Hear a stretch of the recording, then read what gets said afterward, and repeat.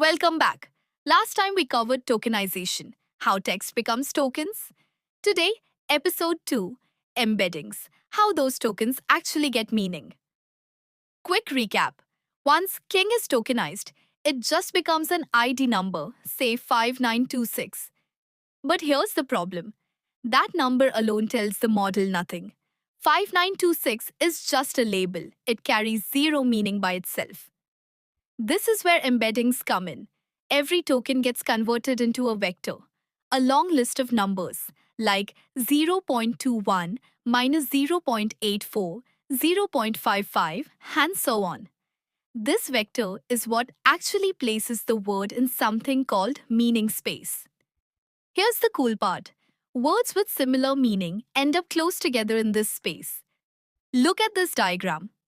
King and queen sit right next to each other because they're related. But banana is way off on its own because it has nothing to do with royalty. And here's the famous example that proves it.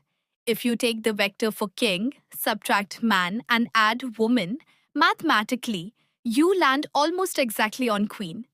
The model has actually learned real-world relationships just through numbers. So that's embeddings in a nutshell. They turn meaningless token IDs into rich, meaningful vectors. And this is exactly what gets fed into the transformer next. We've covered tokens and we've covered embeddings. Now let's zoom out and look at how embeddings themselves evolved.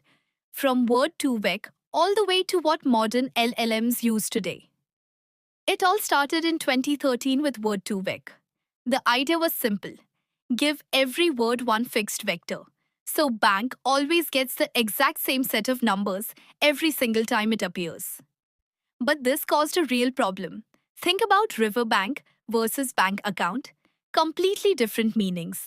Yet word2vec gives bank the exact same vector in both cases because it has no idea what context the word is being used in.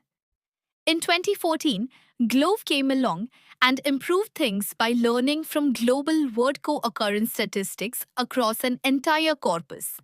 Better quality vectors, but it still gave each word just one fixed vector. The real breakthrough came in 2018 with models like Elmo and BERT.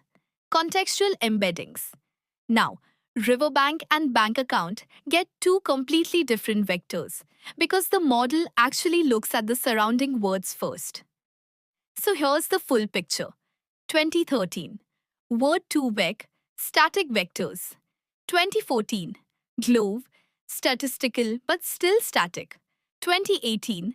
Elmo and BERT, contextual. And today, modern LLM embeddings, fully dynamic and learned end-to-end. That's where we are today. Modern LLMs don't even train embeddings separately anymore. They're learned directly inside the transformer, alongside everything else, all in one unified process. See you in the next video.